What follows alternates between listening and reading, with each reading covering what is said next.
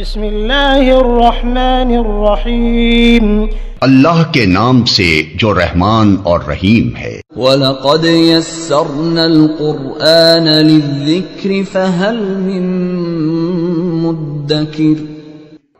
ہم نے اس قرآن کو نصیحت کے لیے آسان ذریعہ بنا دیا ہے، پھر کیا ہے کوئی نصیحت قبول کرنے والا؟ بسم اللہ الرحمن الرحیم۔ الحمد لله حمدا كثيرا طيبا مباركا فيه كما يحب ربنا أن يحمد وينبغي له، أحمده سبحانه وأشكره وأتوب إليه وأستغفره، ونعوذ بالله من شرور أنفسنا ومن سيئات أعمالنا، من يهده الله فلا مضل له ومن يضلل فلا هادي له، ونشهد أن لا إله إلا الله وحده لا شريك له، ونشهد أن محمدًا عبده ورسوله، اللهم صل وسلم على عبدك ورسولك محمد وعلى آله وأصحابه الطيبين وعلى أصحاب الغر الميامين، وعنا معهم بعفوك وكرمك وجودك يا كريم. أما بعد، فأعوذ بالله من الشيطان الرجيم. لا يملكون الشفاعة إلا من اتخذ عند الرحمن عهدا، وقالوا اتخذ الرحمن ولدا لقد جئتم شيئا إدا، تكاد السماوات يتفطرن منه وتنشق الأرض وتخر الجبال هدا أن دعوا للرحمن ولدا، وما ينبغي للرحمن أن يتخذ ولدا، إن كل من في السماوات والأرض إلا آتي الرحمن عبدا، لقد أحصاهم وعدهم عدا، وكلهم آتيه يوم القيامة فردا. إن الذين آمنوا وعملوا الصالحات سيجعل لهم الرحمن ودا، فإنما يسرناه بلسانك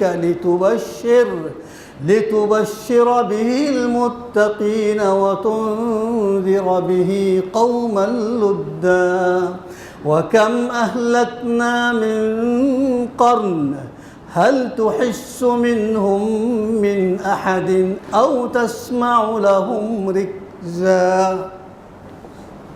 ابتداء يومئذ لا يملكون الشفاعة إلا من اتخذ عند الرحمن عهدا. اس دن، قیامت کے دن، کوئی بھی شفاعت کا، سفارش کا مالک نہیں ہوگا، ہاں البتہ جس نے اللہ سے دنیا میں عہد لیا قیامت سے پہلے. یہ اس آیات سے کیا تعلق ہے؟ وہ آیات کیا ہے؟ وَنَسُوقُ الْمُجْرِمِينَ إِلَى جَهَنَّمَ وِرْدًا. اس دن مجرمین کو جہنم کے سامنے سب کو جب حاضر کریں گے، جب سوچنے کے بعد پتہ چل جاتا سامنے جہنم ہے، اب وہ دائیں بائیں دیکھ رہا ہوگا، پیچھے دیکھ رہے ہوں گے. کیوں؟ اس آسرا میں امید کہ ہمارے سفارشی آ کے ہمیں ابھی بچا لیں گے اس دوزخ سے.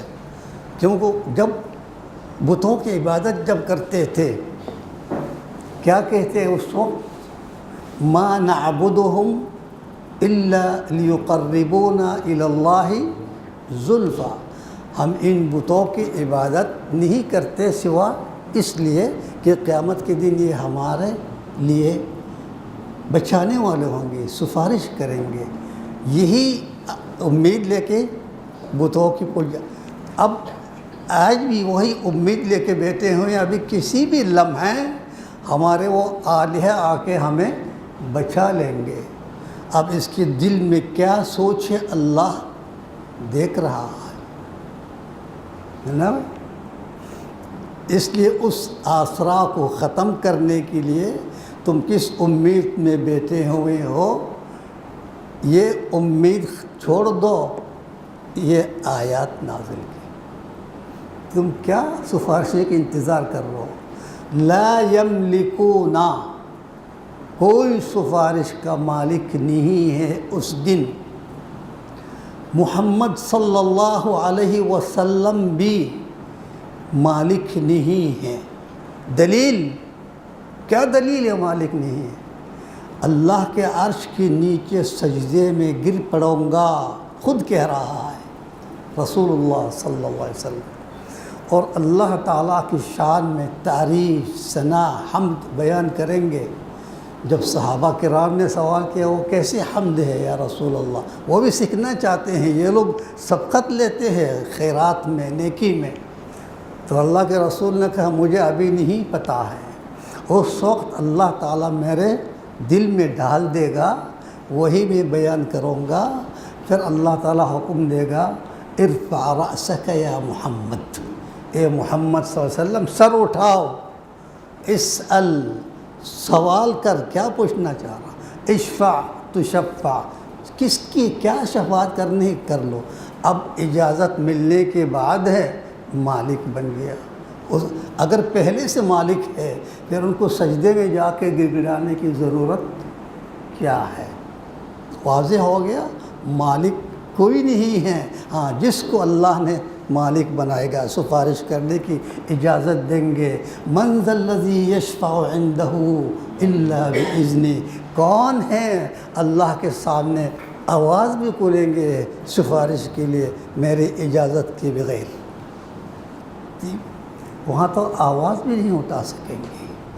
لا یتکلمون، لا یتکلمون کا مطلب بات نہیں کریں گے، الا من اذن لہ الرحمن، ہاں البتہ جس کو رحمان نے اجازت دی، کچھ بولنا چاہتا ہو بولو، اس بغیر اجازت کوئی آواز بھی نہیں اٹھا سکیں گے۔ اب یہاں جس نے اللہ سے عہد لیا وہ اس کی عہد پورا کرنے کے لیے اللہ تعالیٰ اس کو اجازت دے گا، لیکن ہم تو اللہ سے ہم کلام نہیں ہو سکتے ہیں، ہم کس طرح اجازت لیں گے، کہ وہ عہد کیسے لیں گے اللہ سے، ہے نا؟ اللہ کے رسول صلی اللہ علیہ وسلم نے بتایا مجھے اللہ نے سفارشی بنایا، یہ اپنے مرضی سے نہیں کہا، ہے نا، اللہ کی اجازت سے کہا۔ اور علماء شہداء سفارش کریں گے، کیوں؟ اللہ کے رسول نے جب بتا دیا سمجھو عہد لیا ہم نے، اب اپنے مرضی سے نہیں کہہ رہے میں شہید ہوں، میں سفارش کروں گا میرے اہل خانے کے لیے، میں اتنے اولاد کے لیے، میں کون ہوتا بولنے والا؟ جب اللہ کے رسول نے کہا الشہداء یشفعون، عہد مل گیا نا، رسول کے ذریعے اللہ کے عہد وعدہ مل گیا۔ اسی طرح اللہ کے رسول اور کن چیز کو بتا دیا، اور کون ہے؟ العلماء، وہ علماء شرط بعمل ہو، جو علم سیکھا سمجھا اور دوسرے کو حکم دے رہا، اس پر خود عمل کر رہا ہے، تب جا کے وہ سفارش کرنے کے لائق بنے گا۔ اور اگر عالم بے عمل ہے، کتنا بڑا عالم کیوں نہ ہو، لاکھوں احادیث یاد ہے، قرآن یاد ہے، لیکن عمل نہیں ہے، وہ تو خود ہی جہنم میں چکی گھما رہا ہوگا۔ حدیث میں ایسا آیا نا، چکی گھما رہا۔ تو اہل جہنم خود سوال کریں گے مولانا صاحب آپ تو ہمیں بہت نصیحت کرتے تھے، آپ ادھر کیوں؟ تو کیا کہیں گے؟ آپ کو تو نصیحت میں کرتا تھا ایسا کرو، میں خود نہیں کرتا، ایسا کام نہیں کرو، میں خود ہی کرتا تھا۔ تو جب یہ عالم خود ہی جہنم میں ہیں، دوسروں کے لیے کیا سفارش؟ بولو، دوسرے کے لیے کیا سفارش کریں گے؟ تو عالم باعمل ہونا شرط ہے۔ شہید نبی، شہید علماء، حافظ قرآن، وہ جو شرط یہی کہ باعمل ہو، صرف پڑھنا اور تلاوت کرنا۔ ایک طوطا کو میں نے دیکھا تھا، پتہ نہیں نیٹ میں، سورہ یاسین حفظ کیا۔ طوطے کہتے ہیں اس کو طوطا، اس کو سمجھا دیا، سکھا دیا، سورہ یاسین کو پڑھ رہا ہے۔ تو وہ حافظ جو اس طرح پڑھ رہے ہیں جس طرح یہ جانور پڑھ رہا ہے، تو ہم اس کو شہید کی وہ سفارشی کیسا کہیں گے؟ وہ تو خود ہی جہنم میں ہے۔ تم جو پڑھ رہے تو اس پر عمل نہیں کیا۔ نبی، شہید، عالم، حافظ، اور قرآن خود شفیع ہے۔ صحیح احادیث سے ثابت ہے القرآن یشفع، اور اس کی سفارش اللہ تعالیٰ قبول بھی کر لے گا۔ کتنا ملا؟ 5۔ اور وہ جو نابالغ فوت ہو، چھوٹے بچے، اپنے ماں باپ کے لیے سفارش کرے گا۔ وہ جنت میں داخل نہیں ہوگا جب تک ان کے والدین ساتھ نہیں جائیں گے، بھلے وہ جہنمی کیوں نہ ہو۔ بس ایک شرط ہے، اگر جہنمی نہیں تو سفارش کی ضرورت کیا ہے؟ وہ تو خود ہی جنتی ہے۔ لیکن ہے جہنمی کہ اللہ میرے ماں باپ جہنم میں جا رہے ہیں، میں جنت میں نہیں جاؤں، تو ان کی خوشی کے لیے اللہ تعالیٰ ماں باپ کو بھی ساتھ دیں۔ ایک شرط کیا ہے؟ مشرک نہ ہو۔ اگر مشرک ہے، اللہ تعالیٰ ان بچوں کے دل میں نفرت ڈال دیں گے ماں باپ کے لیے، تاکہ وہ سکون سے جنت میں چلا جائے۔ مشرک کے لیے کوئی سفارش نہیں ہے، نبی کے لیے اجازت نہیں، مومنین کے لیے اجازت نہیں۔ سورہ توبہ میں ہم پڑھتے ہیں ما کان للنبی والذین آمنوا، ما کان، اجازت نہیں ہے نبی اور مومنین کے لیے ان یستغفروا للمشرکین، مشرکین کے لیے دعائے مغفرت مانگے۔ جہنم سے نکالنا تو بہت دور کی بات ہے۔ قرآن کیا نبی سے مخاطب ہے، کہتا افانت، اے محمد صلی اللہ علیہ وسلم، آپ افانت تنقذ من فی النار، جس کو میں نے دوزخ میں پھینک دیا، آپ ان کو وہاں سے نجات دلا سکتے ہو، نکال سکتے ہو؟ تنقذ، انقاذ، آپ جہنم سے نکال سکیں گے؟ یہاں لوگ کیا کر رہے ہیں؟ محمد صلی اللہ علیہ وسلم کو مختار کل بنا دیا، جو چاہے کریں گے، جس کو چاہے جنت میں داخل کر، جس کو چاہے جہنم میں پھینک دے، اور جس کو چاہے جہنم سے بھی نکال کے جنت میں۔ کیا کیا سنتے ہیں ہم لوگ، ہے نا؟ یہاں قرآن کیا کہتے ہیں؟ افانت تنقذ من فی النار، یا آپ نکالیں گے دوزخ سے؟ سوال بھی کس انداز میں، جس میں ہیبت ہے۔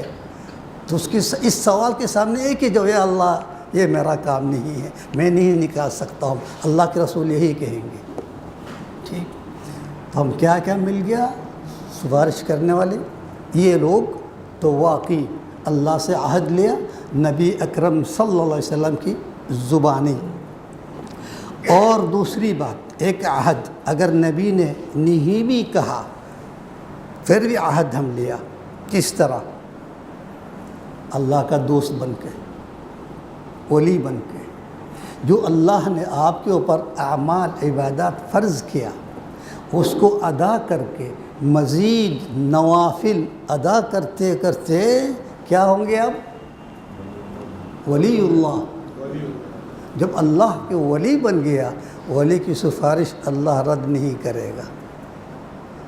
تو اس کا مطلب اگر آپ خود جہنم سے نجات پانے چاہتے ہیں بلکہ دوسرے کو بھی جہنم سے نجات دلانا چاہتے ہیں، ولی بن کر دکھاؤ، اللہ کا بنو، اللہ تعالیٰ مایوس نہیں کرے گا۔ اس لیے کہا لا یملکون الشفاعۃ الا من اتخذ عند الرحمن عہدا، ہاں سفارش وہ کرے گا جو اللہ سے عہد لیا، وعدہ لیا۔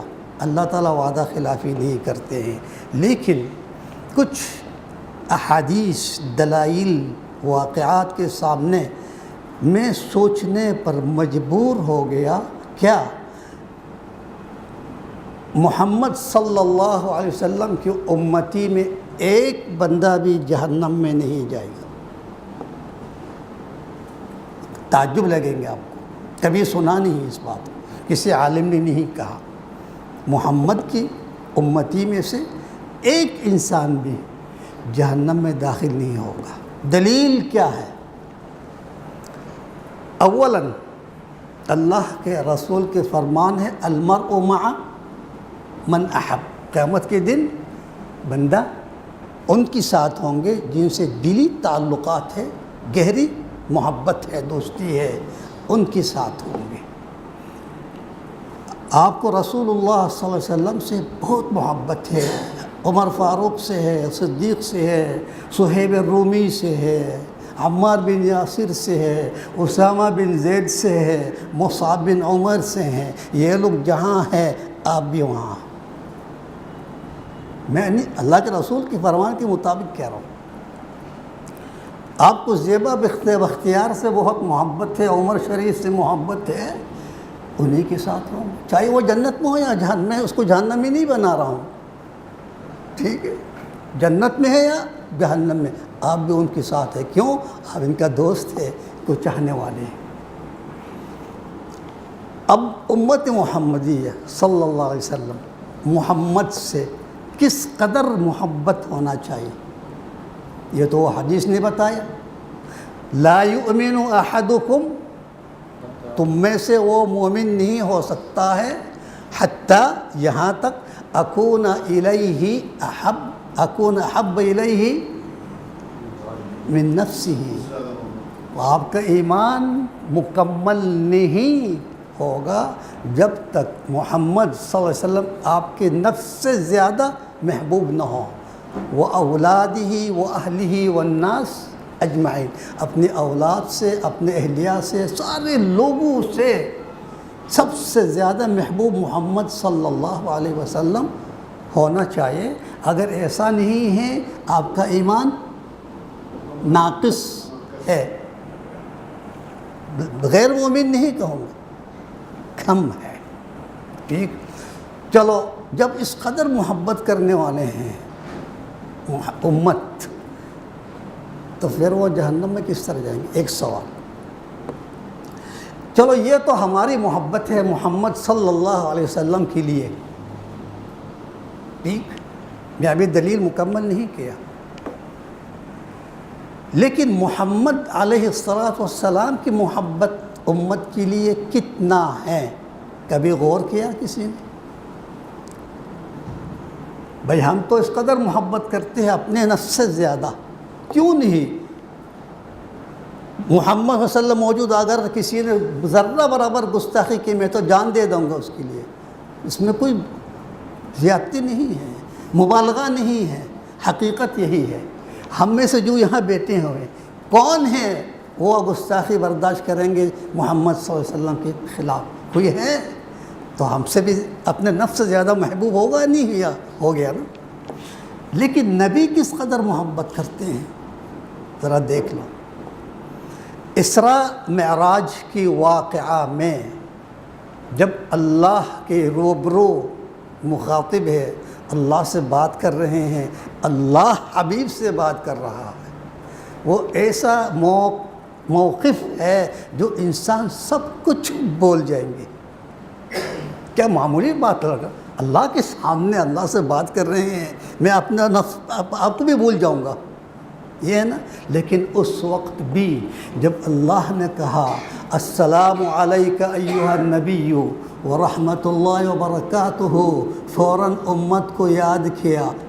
اور یاد کیا کیوں کہوں گا، امت ہمیشہ یاد ہے، جبھی تو فوراً کہہ دیا. یہاں اللہ نے کہا السلام علیک ایھا النبی، اے نبی تیرے پر اللہ کے سلامت و رحمت ہو. فوراً کیا کہا، انتظار نہیں کیا، اس کا مطلب سوچا نہیں. اس سے واضح ہو رہا امت دل میں ہمیشہ موجود ہے. فوراً اسی وقت کا السلام علینا وعلی عباد اللہ الصالحین. یا اللہ اس قدر بابرکت خیر رحمت برکت آپ صرف میرے لیے کیوں رکھ رہے ہو، میرے امت کو بھی شامل کر لیا. تو واضح ہو کہ اس قدر محبت ہے نبی صلی اللہ علیہ وسلم کی امت کے لیے. اور ایک دلیل لے لو. ایک دفعہ نبی اکرم صلی اللہ علیہ وسلم بی بی عائشہ رضی اللہ عنہا کی حجرے میں امت کے بارے میں سوچتے رو پڑ گیا.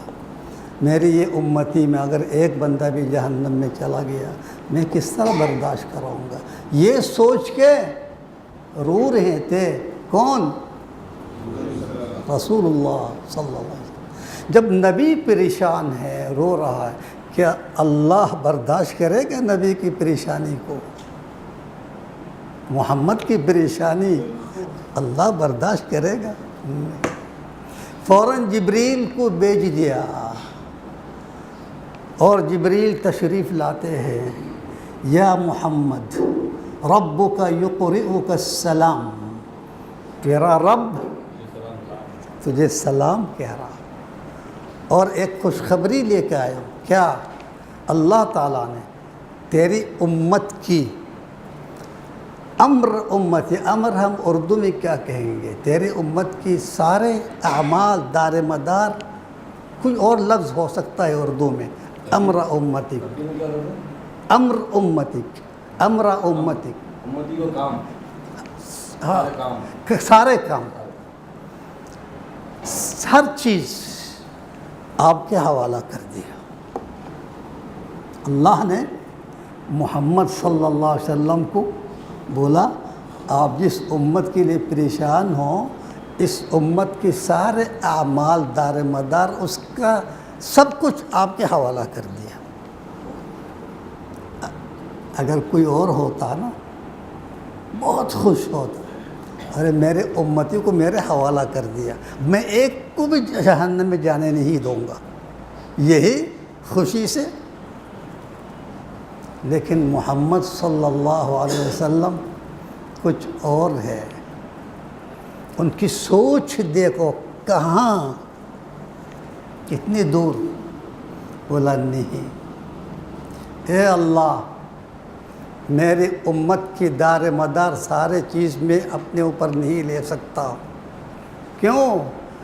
لست بارحم منک، میں تم سے زیادہ رحیم نہیں ہوں، میں تم سے زیادہ رحمت کرنے والا نہیں ہو سکتا.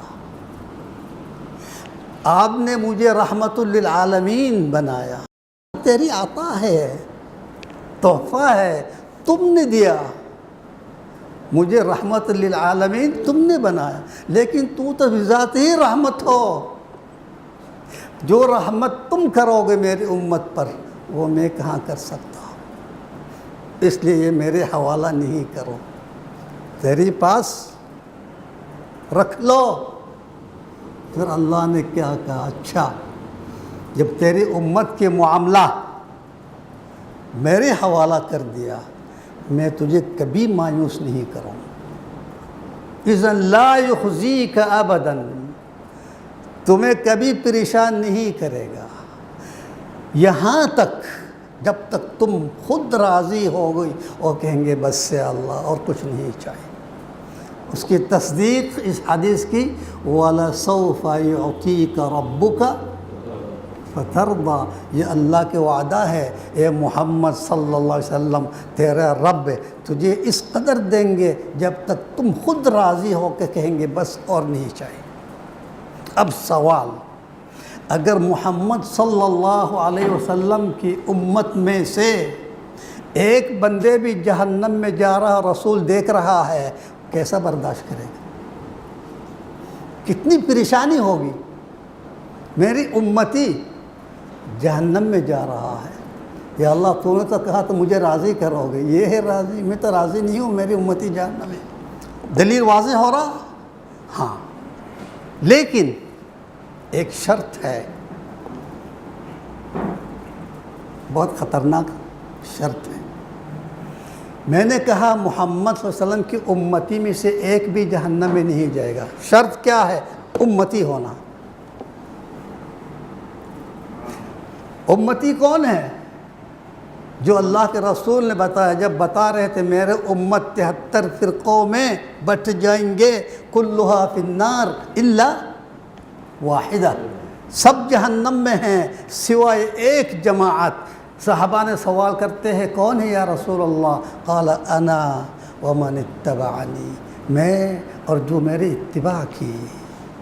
نبی اکرم صلی اللہ علیہ وسلم کی زندگی دیکھنا ہمارا فرض ہے. کس طرح زندگی گزار کے گیا، کیا کرتے تھے، کس چیز سے نفرت کرتے ہیں، کس چیز سے منع کر، ان سب آپ قدم نقش قدم جب چلیں گے محمد صلی اللہ علیہ وسلم کی نقش قدم پر، پھر ہم کہیں گے تم امتی ہو.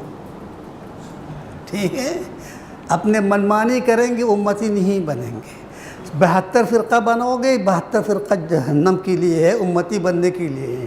قرآن سورہ اعراف کے نام کے آخری آیات کیا ہے؟ ان الذین فرقوا دینہم، جنہوں نے اپنے دین کو تفریقے میں ڈال دیا، وَكَانُوا شِيَعًا، مختلف گروہ اور راستہ بنا، لَسْتَ مِنْهُمْ فِي شَيْءٍ، اے محمد صلی اللہ علیہ وسلم آپ انہی میں سے نہیں ہو. پھر امتی کیسا بنے گا؟ جب اللہ صاف صاف کہہ رہے ہیں محمد آپ اس سے کوئی تعلق نہیں ہے، امتی کو بہت دور کی بات ہے بھائی. ٹھیک ہے نا؟ تو اس لیے قیامت کے دن جب حوض کوثر سے اپنے ہاتھ سے مبارک سے پانی پلا رہا ہے، فرشتے آ کے کچھ قوم کو ہانک کے لے جائیں گے مار مار کے، اور رسول اللہ کہیں گے امتی میرے امتی کو کہاں بگا رہے ہو؟ تو فرشتے کیا کہیں گے؟ انک لا تدری یا محمد ما احدثوا من بعدک، آپ کو نہیں پتہ آپ اس دنیا کو چھوڑنے کے بعد تیرے یہ جو امتی کہہ رہے ہیں آپ کے دین میں کیا کیا بگاڑ پیدا کیا. احدثوا، احداث نئی بات، شاید لقد غیروا بدلوا، آپ کے دین میں تغیر تبدل. پھر رسول کہتے ہیں لے جاؤ، دور لے جاؤ، سحقا سحقا سحقا. اب جس کے بارے میں اللہ کے رسول کہتے ہیں میرے سامنے سے لے جاؤ ایسے بدبخت لوگوں کو، تو وہ جب ان میں سے کوئی جہنم میں جائے گا نبی پریشان ہوگا، نادم ہوں گے، حسرت ہو. نہیں، میں تو 1000 دفعہ بار بار آپ کو منع کرتا تھا ایاکم ومحدثات الامور، خبردار نئی عبادت پیدا نہیں کیا کرو. میں نہیں بتایا تھا سب کو؟ ہاں بتایا تھا. پھر کیوں کیا؟ جاؤ بھگت لو. کل محدثۃ بدعہ، کل بدعۃ ضلالہ، کل ضلالۃ فی النار. تو اللہ تعالیٰ کہتے ہیں میں تم کو منع نہیں کیا تھا، یہ فرقوں میں کیوں بٹ گیا؟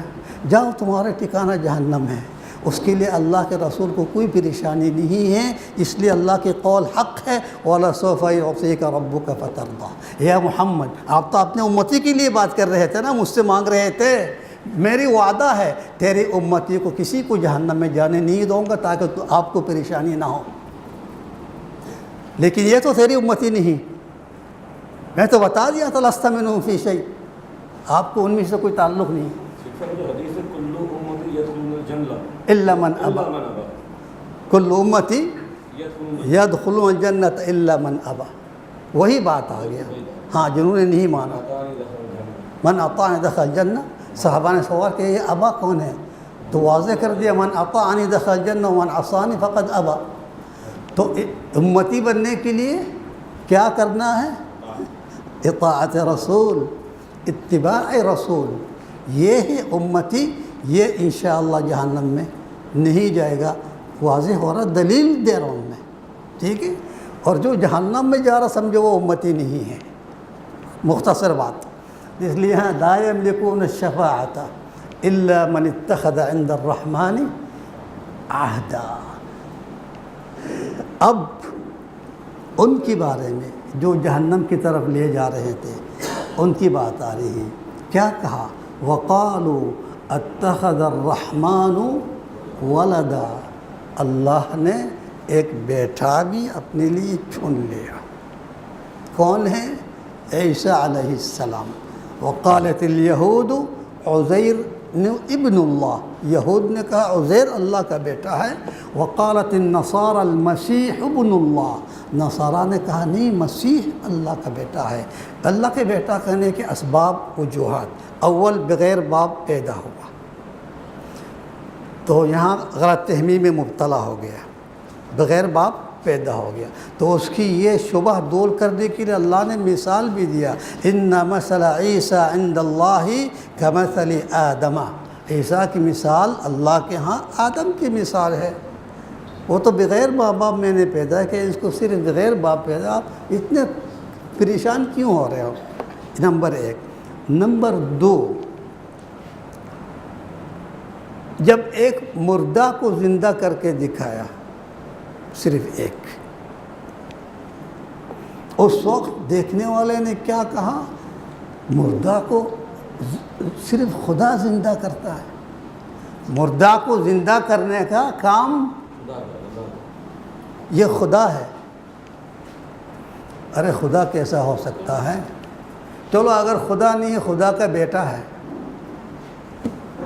یہ دو اسباب ہے کہ باپ نہیں ہونے کی وجہ سے اللہ کا بیٹا بنا دیا، مردہ کو زندہ کرنے کی وجہ سے اللہ کا بیٹا بنا دیا. دو اسباب. نمبر تین، انجیل میں ایک آیات ہے عیسیٰ کے بارے میں، اللہ نے کہا ھذا ابنی، ابن اللہ، یہ اللہ کا بیٹا ہے. اللہ نے خود ہی کہا، بولا اللہ خود کہہ رہا اللہ کا بیٹا ہے.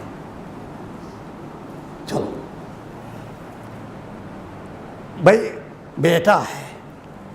آپ کے انجیل میں صرف عیسیٰ کے بارے میں اللہ نے بیٹا کہا، لیکن ہمارے بارے میں اللہ نے سب کو بیٹے کہا.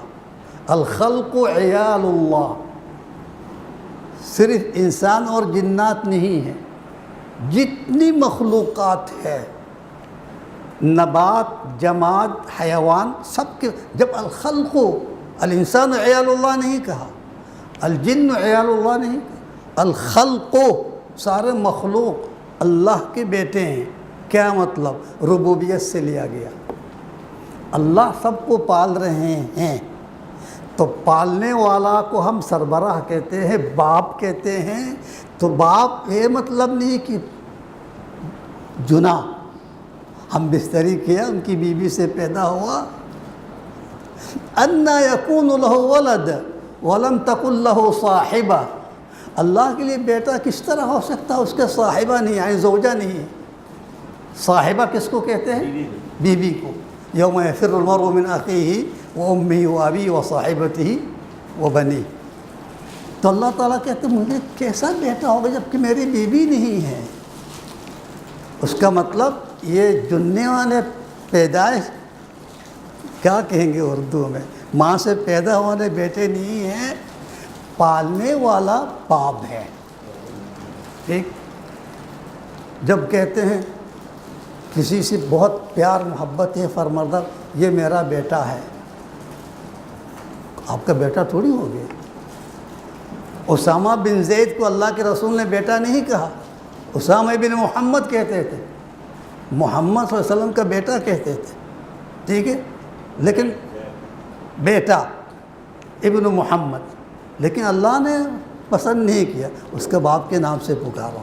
ادعوہم لآبائہم هو اقسط عند اللہ. ٹھیک ہے، لیکن بیٹا تو سب کہتے ہیں، تو وہ حقیقی بیٹا نہیں ہوتا. اسی طرح اگر اللہ نے الخلق عیال اللہ کہا یا عیسیٰ کے بارے میں ابن اللہ کہا، اس کی یہ نہیں سمجھنا کہ اللہ نے اس کی بیوی سے پیدا کیا. ٹھیک ہے، ہاں پالنے والا رب ہے اس لیے بیٹا کہا. ان باتوں کو لے کے عیسائیوں نے عیسیٰ کو الہ بنا لیا یا ابن الالہ بنا لیا. شیخ صاحب یہ جو عزیر علیہ السلام کے بارے میں کہ بیٹا کہتا ہے، وہ کچھ علم ہے کہ کیوں کہتے تھے وہ بیٹا؟ ہاں اگر وہ کہانی میں چھیڑ لوں گا آج یہ ہم سورہ ختم نہیں کر سکیں گے، کسی دن بتائیے گا. بتا دیں گے انشاءاللہ. وہ آپ سورہ آل عمران میں ملیں گے. ٹھیک ہے. تو انہوں نے کہا اتخذ الرحمن ولدا، اللہ نے ان کے لیے ایک بیٹا بھی ہے. لقد جئتم شیئا ادا، اللہ نے کہا کبرت کلمۃ تخرج من افواہہم، بہت بڑی بری بات ہے جو تمہارے منہ سے نکال رہا ہو اس طرح بات. کبرت کلمۃ تخرج من افواہہم ان یقولون الا کذبا، یہ لوگ جھوٹ بول رہے ہیں. ٹھیک. لقد جئتم شیئا ادا، اد کیا ہے؟ بہت زیادہ جھوٹ، فریب جس میں کوئی حقیقت ہے. ترجمہ کیا ہے ادعا میں؟ بیہودہ، یعنی کچھ حقیقت نہیں ہے. ادعا صرف بیہودہ نہیں، بھیانک جھوٹ. ٹھیک. اس قدر جھوٹ تم لوگ بول رہے ہو جس کو سن کے آسمان زمین نے برداشت نہیں کی. تکادو کا مطلب قریب، پھٹا نہیں ہے، پھٹنے کے قریب ہو رہا تھا. کیا پھٹنے کے؟ السماوات یتفطرن منہ، پھٹنے کے قریب ہو. وتنشق الارض، دیکھو یتفطرن پھٹنے کی بات نہیں ہے، کیونکہ یتشقق یہ پھٹنے کی بات ہے. یتفطر جب ٹکڑا ٹکڑا ہو رہا ہے. ترجمہ میں کیا لکھا؟ ہاں، پھٹنے کی بات نہیں، ٹکڑا ٹکڑا ہو جائے. وَتَنشَقُّ الْأَرْضُ، ہاں یہ پھٹ جائے گا زمین. وَتَخِرُّ الْجِبَالُ حَدًّا، اور پہاڑ گرنے کی قریب ہو رہی. ترجمہ میں اسی طرح لکھا تَخِرُّ الْجِبَالُ حَدًّا.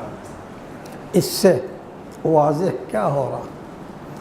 یہ لفظ الزام ہے خدا پر.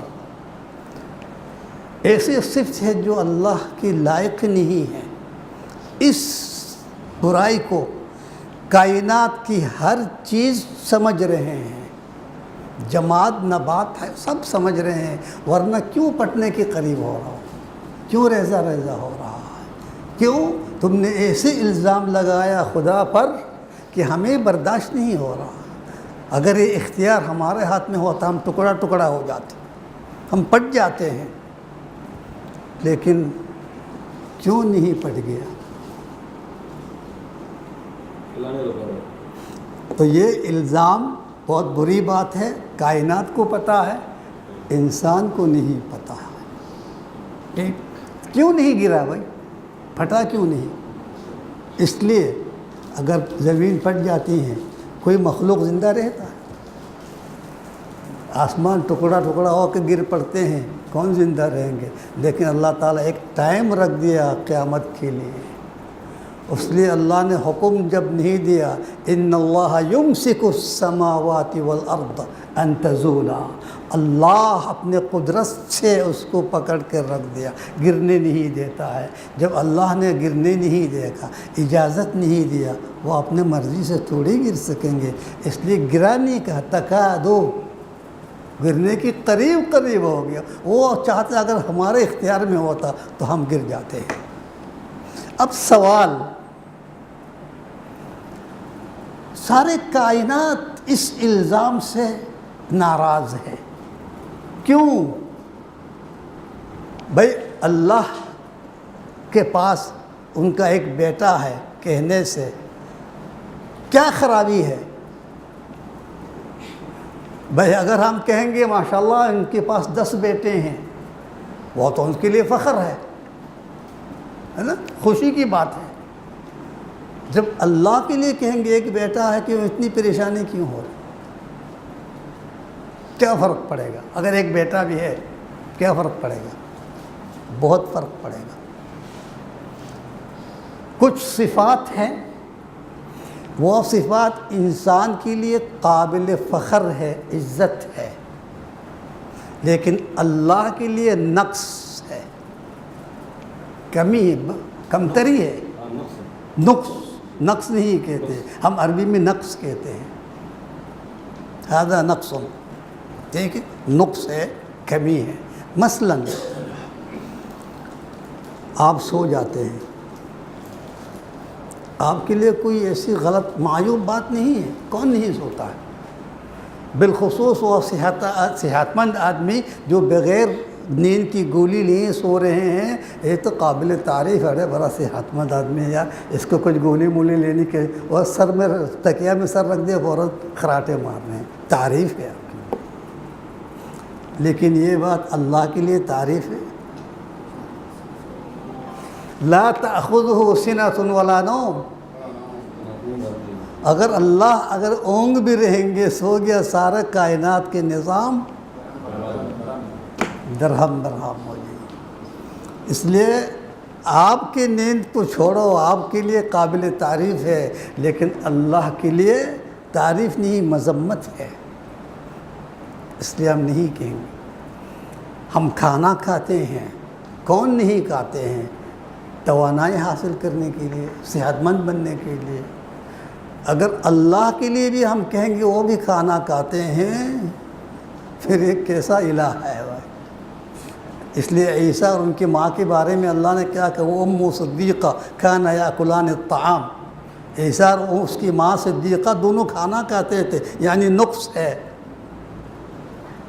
کفار مکہ بھی محمد صلی اللہ علیہ وسلم کے بارے میں کیا فرماتے تھے، ما لہذا الرسول یاکل الطعام ویمشی فی الاسواق، یہ کیسا رسول ہے جو کھانا بھی کھاتے ہیں، بازاروں میں گھومتا بھی ہے۔ یعنی کفار کی نظر میں بھی کہ کھانا کھانا عیب ہے۔ اگر یہ رسول ہوتا کھانا، جب رسول کو کھانا نہیں کھانا چاہیے تو اللہ کے بارے میں کس طرح کہیں گے وہ کھانا کھانے والے ہیں۔ یطعم ولا یطعم، اللہ تم کو کھلاتے ہیں، خود نہیں کھاتا۔ یہ تو صفات کمال ہے نا بھائی۔ اسی طرح بہت مثال آپ لے لیں۔